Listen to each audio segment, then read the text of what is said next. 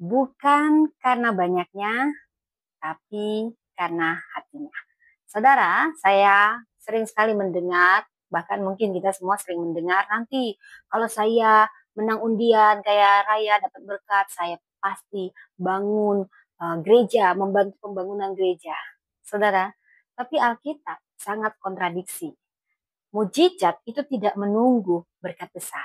Mujizat sering dimulai dari tangan yang rela memberi meskipun sedikit. Dan saya percaya, dimanapun rumah Tuhan dibangun, itu akan selesai bukan hanya karena satu dua orang besar atau orang kaya. Karena gereja tidak dibangun atas dasar kekayaan. Tapi karena saya percaya ada hati-hati, hati yang besar. Sekalipun kelihatannya kecil di mata dunia, tetapi mereka mau dipakai Tuhan. Pasti. Karena bukan banyaknya, tapi hatinya yang Tuhan cari. Karena Tuhan bisa membangun dari tangan-tangan yang berserah. Kita meneladani jemaat Makedonia yang memberi dalam kekurangan. Bila kita membaca 2 Korintus 8 ayat 1 sampai 5. Ini membuat saya sangat antusias melibatkan setiap orang untuk turut terlibat dalam pembangunan rumah Tuhan dimanapun.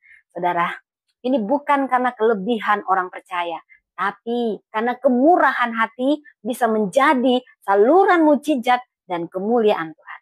Dari ini kita belajar 3 pesan utama saat ini.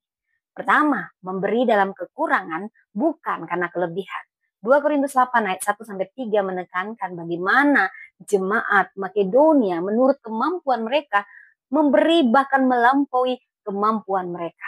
Mereka memberi bukan karena punya banyak tetapi karena punya kerelaan hati.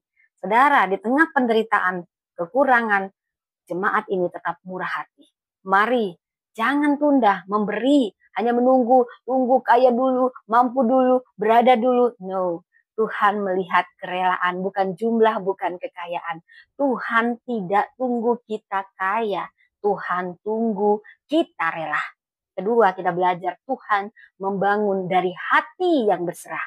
Yohanes 6 ayat 9 sampai 5, ayat 9 khususnya, ada 5 roti, 2 ikan. Bagaimana seorang anak menyerahkan berkatnya? Bukan banyak, tapi cukup untuk Tuhan, untuk memulai mujizat. Saudara, mujizat terjadi setelah ada kerelaan hati menyerahkan yang terbaik, saudara. Anak kecil ini yang terbaik bagi dia saat itu 5 roti 2 ikannya.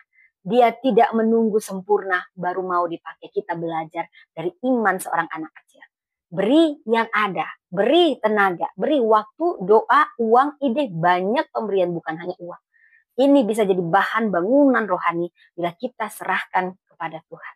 Karena bukan besar kecilnya, tetapi yang penting kerelaan untuk diserahkan. Mujizat dimulai dari sesuatu yang sederhana, namun diserahkan sepenuhnya. Yang ketiga, kita belajar memberi itu tanda iman, bukan beban. Tanda iman, bukan beban. 1 Raja-Raja 17 ayat 13 sampai 16, ini kisah janda Sarfat. Elia minta makan dari janda miskin, bukan janda kaya. Gak punya banyak, tapi dia punya iman yang besar. Dan setelah memberi, maka kelimpahan pun datang, saudara. Jadi, taatlah memberi meskipun di tengah masa sulit. Kepercayaan kita harus penuh pada adanya pemeliharaan Tuhan. Kalau kita memberi hari ini untuk rumah Tuhan, percayalah. Tuhan sendiri yang akan urus rumah tangga kita. Memberi bukan berarti kehilangan, tapi itu taburan. Memberi bukan berarti mengurangi, itu menanam. Memberi itu menanam. Iman bisa dilihat lewat tangan yang terbuka, saudara. Jemaat Makedonia memberi bukan karena kaya, tapi karena rela. Rela. Anak kecil dan dengan 5 roti 2 ikan bukan soal besar, tetapi diserahkan. Janda Sarfat memberi dari iman dan tidak pernah kekurangan. Saudara, ini mengajarkan kita, mari kita ambil bagian dalam pembangunan. Mulailah dari apa yang bisa kita beri.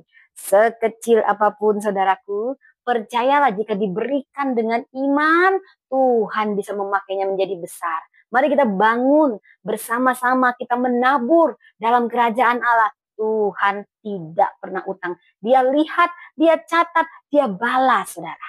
Hari ini bukan soal apakah kita bisa memberi banyak pertanyaannya, apakah kita rela mempercayakan sekalipun sedikit apa yang kita punya satu-satunya kepada Tuhan. Saudara, saya punya cerita tentang ember bocor. Anak ini mengisi ember, tapi embernya bocor. Jadi sambil dia berjalan, dia seakan-akan seperti menyirami bunga. Ayahnya tertawa dan berkata, itu percuma. Tapi yang menyentuh, beberapa hari kemudian sepanjang jalan yang dilalui anak itu, tumbuh tunas-tunas bunga liar. Saudara, air yang tumpah tidak pernah sia-sia. Pemberianmu tidak pernah sia-sia. Mungkin dunia bilang konyol, sia-sia, tetapi tidak pernah sia-sia di dalam Tuhan. Bukan pada siapa kita beri, bukan manusianya kita beri, pada Tuhan. Itu pasti menyirami sesuatu. Demikianlah persembahan kita mungkin kecil, tapi di tangan Tuhan akan menumbuhkan kehidupan, kemuliaan. Karena itu mari kita doakan. Kita berdoa, saya berdoa Tuhan menggerakkan hati kita semua untuk memberi dengan rela. Pasti Tuhan cukupkan semua kebutuhan pembangunan. Dan rumah Tuhan akan dibangun dari tangan-tangan yang berserah. Karena kemauan kita lebih berharga dari kemampuan kita di mata Tuhan. Tuhan mencari yang mau, bukan yang mampu. Tuhan memakai yang sedikit untuk menyatakan yang besar. Tuhan memberkati.